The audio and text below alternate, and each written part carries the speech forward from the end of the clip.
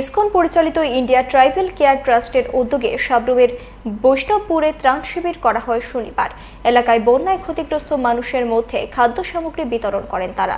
ধারাবাহিকভাবে সাবরুমের বিভিন্ন জায়গায় এই ধরনের কর্মসূচি করা হচ্ছে বলে জানান সংস্থার দায়িত্বপ্রাপ্ত মুকুন্দ দাস।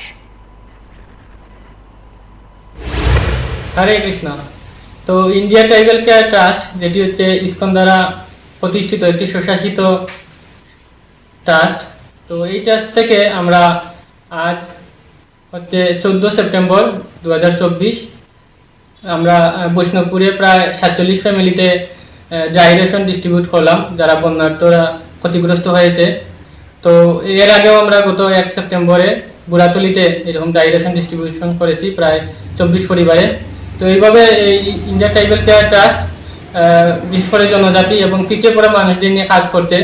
তারপর ফ্রি মেডিকেল ক্যাম্প এগুলো করছে। এছাড়াও লাস্ট আসামে যখন বন্যা হলো, সেখানেও অনেক সাহায্যের হাত বাড়িয়ে দিয়েছে।